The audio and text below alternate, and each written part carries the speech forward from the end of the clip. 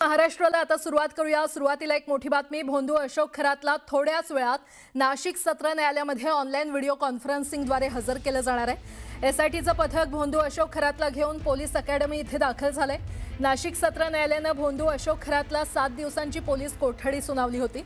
तर भोंदू अशोक खरातला पोलीस कोठडी मिळणार की न्यायालयीन कोठडी याकडे सगळ्यांचं लक्ष लागलेलं आहे। एसआयटी पोलीस कोठडी वाढवण्याची मागणी करण्याची शक्यता आहे।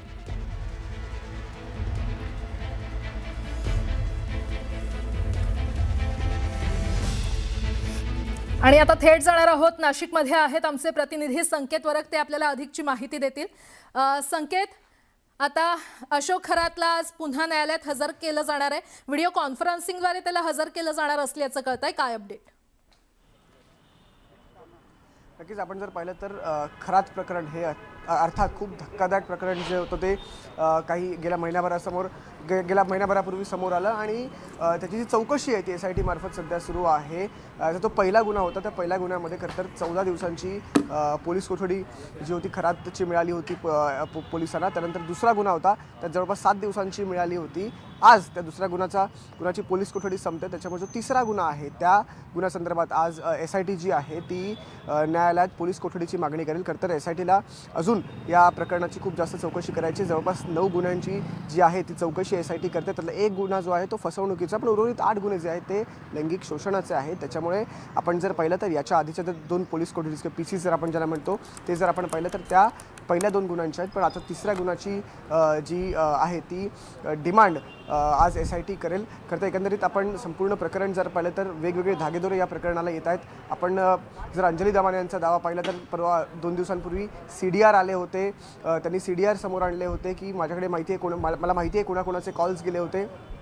तो एक नवीन अँगल या संपूर्ण प्रकरणात आलेला आहे। काल अमोल मिटकरी यांचं ट्विट आपण जर पाहिलं तर अमोल मिटकरी यांच्या ट्विटमध्ये असं म्हटलं होतं की कुठेतरी अजित पवारांचा जो अपघाती मृत्यू झाला तिथे देखील त्याचं देखील कनेक्शन खरातची आहे का अशी एक संशय अमोल मिटकरी यांनी जो आहे तो व्यक्त केला होता। पण एकंदरीत सध्याचा आपण तपास पाहिला तर एसआयटी जी आहे ती या संपूर्ण प्रकरणाचा तपास करते आहे। कालसुद्धा एसआयटीने जी आहे ती प्रेस कॉन्फरन्स घेतली होती आणि तपास नेमका कुठवर आला आहे याची एसआयटीने माहिती दिली होती।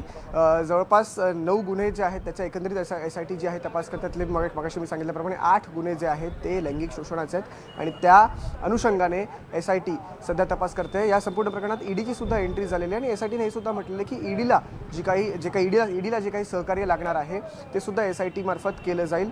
पण अर्थात ईडी स्वतंत्र तपास देखील करणार आहे। जे काही लँडस्केप आपण ज्याला म्हणतो की असाही एक आरोप केला गेला आहे की काही देणगीदारांच्या स्वरूपात जागा लँड आपण जागा ज्याला म्हणतो त्या जागा या खरातच्या संस्थेला मिळाल्या, शिवनिका या संस्थेला मिळाल्या होत्या आणि त्या अनुषंगाने देखील आता ईडी जी आहे ती तपास करते आणि एसआयटी या संपूर्ण प्रकरणामध्ये ईडीला जे आहे ते सहकार्य करणार आहे। असे काही गुन्हे आहेत, अहिल्यानगर पोलीस स्टेशनमध्ये गुन्हे असतील किंवा नाशिक शहर पोलीस स्टेशनमध्ये गुन्हे असतील याचा इंडिव्हिज्युअल तपास देखील ते जे पोलीस स्टेशन आहे ते करत आहे। पण सध्याची जी लेटेस्ट अपडेट सध्या इथे आहे की आज खरातला खरं तर असं एक म्हटलं जात होतं की महाराष्ट्र पोलीस अकॅडमीमधून त्याला जिल्हा रुग्णालयात नेण्यात येईल, मेडिकल करून त्याला कोर्टात सादर केलं जाईल, पण तसं आजही होताना दिसत नाही। याच्या आधीचा पण जो रिमांड होता तो सुद्धा व्हिडिओ कॉन्फरन्सिंगद्वारे झाला आणि आजचा पण जो रिमांड असेल तो व्हिडिओ कॉन्फरन्सिंगद्वारे होणार आहे। बरं संकेत, वेळोवेळी तुमच्याकडून अपडेट घेत राहू, तुर्तास धन्यवाद या संपूर्ण माहितीसाठी। भोंदू अशोक खरात विरोधात तक्रारींचा आकडा आता आणखी वाढलाय। भोंदू खरात विरोधात आता 11 महिलांनी गंभीर आरोप केलेत। खरात विरोधात 11 महिलांनी लैंगिक शोषणाचे गंभीर आरोप केलेले आहेत। विविध विधींच्या नावाखाली भोंदू खरात महिलांचं शोषण करत असल्याचा गंभीर आरोप महिलांनी केलाय। तसंच भीती दाखवून तो महिलांना आपल्या जाळ्यात ओढत असल्याचा धक्कादायक खुलासा देखील चौकशीतून समोर येतोय। दरम्यान भोंदू खरात विरोधात आतापर्यंत एकूण 12 गुन्हे दाखल असून 8 नव्या तक्रारी देखील दाखल झालेल्या आहेत।